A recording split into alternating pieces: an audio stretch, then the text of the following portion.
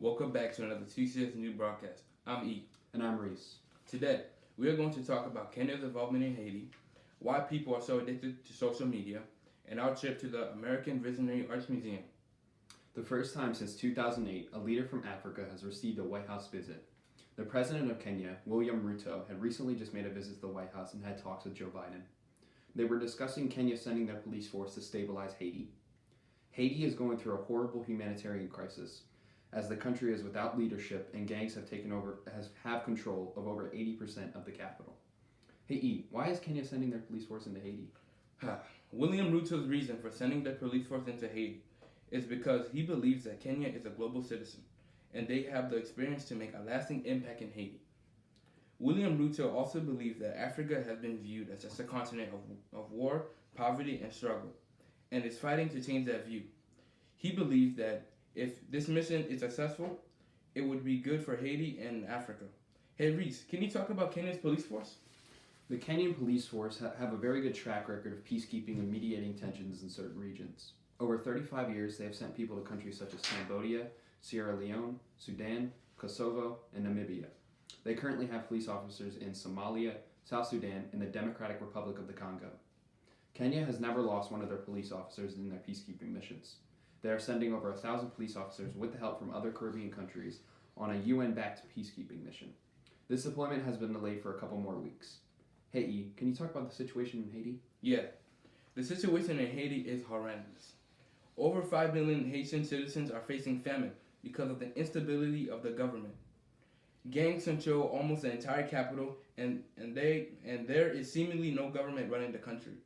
Initially, the gangs in Haiti were just fighting the government, but now they are competing for power. There is seemingly nothing for the citizens in Haiti, and the gangs are doing nothing but hurting everyone. The capital, Port-au-Prince, is in disarray. The country is without a leader and an acting government. The former Prime Minister, Ariel Henry, resigned due to the gang violence. To be honest, I don't know if 1,000 police officers could help the situation out. The country is almost entirely taken over by gangs. The police officers left have no resources. Personally, I like that Kenya is stepping up and trying to help in the region. This is another important crisis that isn't getting as much coverage, but it's just as important. I think if the remaining politicians and officials in the Haitian government set up a more functional government, it will help the region. Hey E, what are your thoughts on this? You know what, Rhys? I decided to ask some of my family members who were born and raised in Kenya about the situation. They believe that Kenya needs to focus more on their own problems before they send troops to any other country. My grandmother, who was one of Kenya's ambassadors to the UN, believes that there is no point in Kenya sending troops over to Haiti if Haiti has no government. I disagree with my family. I believe that it is good that Kenya is giving support to Haiti. They are trying to help out with a massive crisis that nobody is really talking about. I also believe that it is good for a whole bunch of African countries because this shows that we are strong and many people will underestimate the countries located within Africa. Now, let's talk about what we did in the school this week. On Thursday, we went to the American Visionary Arts Museum. The American Visionary Arts Museum showcases artists who didn't receive any formal education. This is evident purely because of the wide range of creative art. We were welcomed by Diamond Gray into the museum. We entered a side building and looked at all the levels. E, what was your favorite piece in this building? You know what, Rhys? I don't think I had a favorite place in the museum. I thought that every piece of art was unique in its own way. It all had its own details. I didn't have a personal favorite piece, but I thought all the pieces by Alex Erlandson were amazing. Alex Erlandson was a tree sculptor and he had two major pieces. Before we went inside the building, there was a massive structure made out of bent wood and it was all put together. There was another piece inside the museum that was the most interesting. Instead of it being made of multiple pieces of wood, it was one solid piece of wood bent into an elaborate design. It was made through bent pieces of wire and metal, and when the tree grew, it took the shape of the bars. It sounds pretty simple until you realize it takes a long time for a tree to grow. Hey E, what did we do after the first building? The second building was full of more art, and there were a couple of amazing pieces inside. In the middle of the staircase was a sculpture of Icarus. Icarus' story is from Greek mythology. And basically what happened was his father warned him not to fly too close to the sun because the beeswax in his wings would melt. He disobeyed his father and flew higher, and the heat melted the beeswax. He plummeted into the sea and drowned. The first room we went to was fantastic. In the middle of the room was a replica of the Titanic made out of toothpicks. That room was awesome, but I didn't fully understand the backstory behind all the pieces. Inside the museum is a store full of little items run by Mr. Ted. Mr. Ted told us about the backstories behind several pieces in the room. The piece called Recovery was by a British mental patient who suffered tuberculosis and had a concave chest. It was whittled with a whittled piece of wood that resembled a skinnier person with a concave chest, presumably himself. The man then committed suicide only 2 years after, and this is his only known piece of art. Mr. Ted then showed us a big painting on the wall. From afar, it looks like a woman, but when you get close, it's a bunch of tiny people. Thank you, Mr. Ted, for showing us around and talking about a few pieces. The rest of the museum was really, really cool. The second floor of the museum was full of amazing pieces of work. There was a man who created an entire family of robots. I thought that was really cool. I thought that was a really cool exhibit. But sadly, we were running out of time. We want to thank the American Visionary Art Museum for inviting us to come and visit. I had a great time looking at all the art. I agree. It was really fun to look at the art that came from untrained artists. Every piece was different and really creative. We want to send a special thanks to the director, Valerie Williams, for the invite, Diamond Gray for introducing us to the museum, and Ted Frankel for talking about some art. On Friday, we had a conversation with one of Baltimore's best artists, Ernest Shaw. Ernest Shaw is native from West Baltimore and has been doing art for years. He went to the Baltimore School for the Arts and then on to Morgan State University for his bachelor's degree and Howard University for his graduate degree. He is a teacher inside Baltimore City and a professor at Coppin State University. He has many murals all over Baltimore. Hey Rhys, can you talk about how the conversation started? Mr. Ernest Shaw started his introduction through a video he called a visual autobiography. It was a long video that showcased a bunch of photos that gave a story. Mr. Ernest Shaw asked us to infer about the video, and he would correct us. One of the photos showed the tombstone of Mr. Ernest Shaw's son.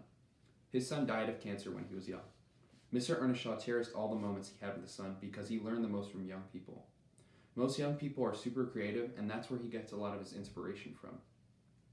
He has used some of his students and kids as reference for his art. Also, several photos in the autobiography were of civil rights leaders, more specifically James Baldwin. James Baldwin is a writer and civil rights activist. Mr. Ernest Shaw studied James Baldwin and found that his work was powerful and artistic. Mr. Ernest Shaw would also study more powerful civil rights leaders. For example, Martin Luther King, Malcolm X, and Angela Davis. He explained where most of his art comes from. They come from the direct line of ancestors. Many of them were from West Africa and Central Africa. Mr. Ernest Shaw would also make many murals around Baltimore City. For example, he made one for Malcolm X, Angela Davis, Martin Luther King, and Amiri Baraka. He even made one in Mercedes-Benz Stadium, all the way in Atlanta, Georgia. The mural was a painting of his daughter flexing her muscles. I thought that this was a great introduction to another conversation. We really appreciate you for coming in and showing us the slideshow of your life and the paintings. Hey Rhys, how did you feel about the conversation? Mr. Ernest Shaw's goal with most of his work is to connect the lost culture between African Americans and the enslaved people brought over from West Africa. Many people lost their traditional culture due to the transatlantic slave trade. Several of Mr. Ernest Shaw's works include civil rights leaders and cultural items or people from West Africa. Personally, I think Mr. Ernest Shaw does a great job at this, and all of his work looks beautiful. I just want to thank Mr. Ernest Shaw for coming into TCS and having such a valuable conversation. I have seen plenty of his murals throughout the city, but never knew who did them. We would be honored to have you in for a second conversation or workshop. We really appreciate you. Bro, E, what are you doing, bro? My bad, bro. Had to take my phone real quick. Bro, you're covering the next story. You gotta lock in, bro. Man, you're right. Last Friday, we watched a movie called Social Dilemma. It shows the inner workings of social media companies and how they get you so addicted. The movie is narrated by several ex-employees of major tech companies. Tristan Harris kind of served as the film's main narrator. He used to work at Google as a design ethicist. A design ethicist studies the morals of certain design choices for an app. Tristan Harris slowly realized that the product of these companies is the user. They get you addicted to using the app through your interest, and then sell out ads and products to you. There is a quote from the movie that basically states that there are only two organizations that call their customers users, and that is illegal drugs market and software companies. Hey Rhys, can you talk more about what social media companies are doing? The overarching goal of these companies is to have the max amount of profit. They reach this by increasing the amount of usage from users through targeted videos by identifying what a user likes. They use sophisticated algorithms and artificial intelligence to predict what videos you might watch and track the amount of time you watch it for. The second way they increase profitability is to ensure that users come back and invite their friends to the social network as well. Then they start sending you ads for products that you may like. The companies have no regard for morals or misinformation, as long as it makes money. No social media company cares about you, unless you stop engaging with their product. They don't take down fake news and misinformation, which causes division and potential worse things such as the riots in Charlottesville, leading to death of people or mass shootings. The movie also covered the negative effects of social media and how it ruins people's identities. Younger people who post on social media and receive negative comments on it are more prone to depression and self-harm. I pride myself for being able to live without my phone, but I will say I do get sucked down a rabbit hole of scrolling. The content is so tailor-made for my interests, and it's hard to put my phone down. Several people in this film who understand the inner workings of social media even had a hard time putting their phone down. The best way I found to separate myself from my phone is to turn off my phone when I need to focus on important things and whenever I'm hanging out with family. Hey E, do you struggle with this as well? I do struggle with this problem. I need to learn how to step away or just take a break from my phone. Usually, I have my phone with me every day, even when I'm with my family. But after watching this film, I learned that you don't need your phone all the time. It is best to just take a break and spend more quality time with your family. I agree. On Tuesday, we watched the sequel to the movie The Inconvenient Truth, an inconvenient sequel, Truth to Power. We covered the first movie in the last week's broadcast. To summarize the first movie, it basically highlights that climate change is real and there is science behind it. This first movie came out in 2006, and the second one came out in 2017. The second movie talks about the struggle of adopting climate change policy and trying to help people understand that it is an existential crisis. Al Gore has continuously fought for climate change legislation, and many people try and bring him down. The first and second movie were so intertwined because of the 11 years both films you truly got to see how the climate has changed. One scene from the first movie that showed Manhattan going underwater due to rising sea levels actually happened. Back in 2013, Superstorm Sandy hit Manhattan, and the construction site for the World Trade Center Memorial flooded. Another scene showed the destruction of flooding in Miami, Florida. Ironically, Al Gore was giving a presentation on climate change in Miami, and then used the mass flood as a learning lesson for all the people attending his presentation. Al Gore has dealt with many setbacks and successes after the first movie. There were times when he felt like he was failing because many people weren't believing in the cause. He was battling big companies and people in the Senate. Even with all these setbacks, he found some personal success. When he was vice president under Bill Clinton, he pushed for the creation and launch of a satellite named Discover, which would track many things on Earth and take images of the Earth. When Bush became the president of the United States, he stopped the launch of Discover. Obama then became the president of the United States and brought back the Discover satellite. Al Gore was an extremely influential person in the Paris Agreement. The Paris Agreement was to limit the amount of harmful greenhouse gases in the air and to lower global warming to 1.5 degrees Celsius. Many developed nations pushed for this change, but countries like India objected to it. They were developing their own coal industry to power their nation. They did not believe it was fair that they were being persecuted and blamed for the problem. Al Gore believed that India could be one of the leading nations for solar energy and fought for them to sign onto the agreement. Al Gore got together with Solar City to provide India with cheap interest rates on solar panels. India was convinced and signed onto the agreement. Sadly, when Donald Trump went into office, he cut off the United States' involvement in the treaty. Al Gore is a role model and a true hero for me. A person who has dealt with as much as he has, continues to fight, is admirable. Big companies and very influential people such as Donald Trump are stopping the world from saving itself for profit. I thought the movie masterfully described the climate crisis and what people like us could do about it. I highly recommend this movie if you want to learn how climate change is affecting the world and how to fight for it. I agree with you, Rhys. If Al Gore won against President Bush in the election, the United States of America would be so ahead of this global warming crisis. Al Gore is the definition of a hero. He is still trying to help countries learn about climate change and how to deal with it. I also recommend this movie if you do not believe that climate change is affecting, or if you want to learn how to fight for it. This week's special spotlight on segment is Olivia. Olivia is an alumni of TCS, and she recently graduated from the University of Baltimore as a summa cum laude. A summa cum laude is when a student graduates with a 4.0 average. We want to congratulate Olivia on her special achievement. She credits the school for a lot of her success and the support after she graduated TCS. She said the 5 habits prepared her the most. She attended all her classes on time, prepared to learn, and with good attitude, and all her work to each class. She approached each class with curiosity and to find a meaning.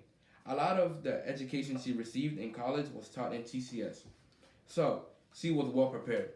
Hey Rhys, do you know what she's going to do after graduating college? Olivia plans on going to college to focus on labor and employment law.